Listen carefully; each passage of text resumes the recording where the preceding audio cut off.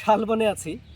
আজকে আমরা সারা দিন প্রকৃতি পাঠ এবং বন পাঠ যেটাকে বলে, বনের বিভিন্ন ছোট বড় মাঝারি টাইপের যে গাছগুলোর সাথে পরিচয় হলাম। বিশেষ করে আপনারা মধুপুর গড় সম্পর্কে জেনে থাকবেন যে বাংলাদেশে বন্যপ্রাণী সংরক্ষণে এই বনকে প্রথম ঘোষণা করা হয়, আমি যদি ভুল না করে থাকি।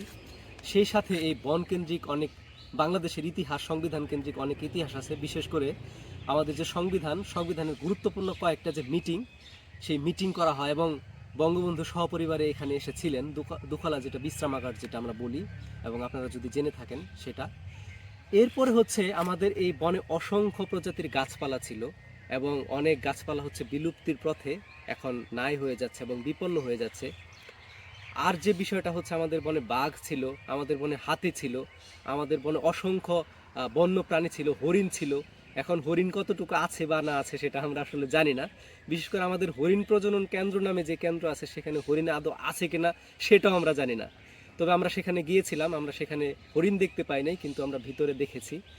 এরপরে হচ্ছে কি, আমরা বিশেষ করে রক্তচন্দন যেটাকে বলে, পুষ্পা সিনেমা খ্যাত যে রক্তচন্দন, সেই রক্তচন্দন আমরা দেখেছি। একটাই গাছ আছে।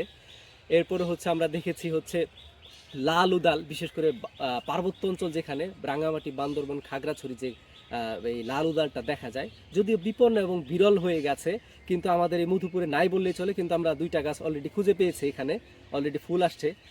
আরেকটা বিষয় হচ্ছে, বনের প্রকৃতি যখন সেজে উঠে বসন্তের ছোঁয়ার সাথে সাথে, একটা গাছ হচ্ছে কুসুম গাছ। কুসুম গাছের পাতা যখন কচি পাতা হয়, তখন মনে হচ্ছে যে গাছের মাথায়, গাছের আগুন জ্বলতেছে। সেই কুসুম গাছের সেই প্রকৃতি আমরা দেখতে পেয়েছি, মানে গাছের মধ্যে যেন আগুন জ্বলছে। যাই হোক, সেই সাথে আরও যে গাছপালা আছে, সিন্দুরি নামে একটা গাছ আছে, সেই গাছপালার সাথেও আমরা পরিচয় হয়েছি এবং দেখেছি। সিন্দুরের যে ছোট ছোট গোটা, সেই গোটা চলে আসছে।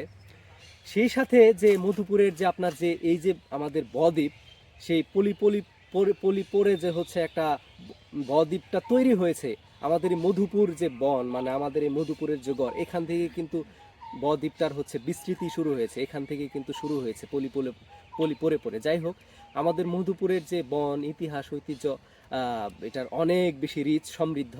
বিশেষ করে আরেকটা বলি যে ফকির এবং সন্ন্যাসী যে বিদ্রোহ, ফকির যে আন্দোলন, সেই ফকির আন্দোলনের মঠ কিন্তু ছিল আমাদের এখানে।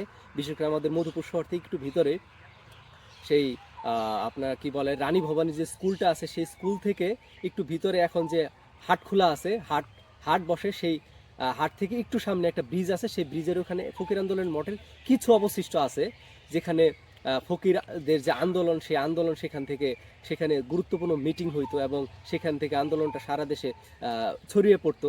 যাই হোক, এই হচ্ছে ইতিহাস, এই হচ্ছে ঐতিহ্য। সেই সাথে সাথে যে বিশাল যে শালবনের যে ইতিহাস, সেই ইতিহাস অনেক সমৃদ্ধ।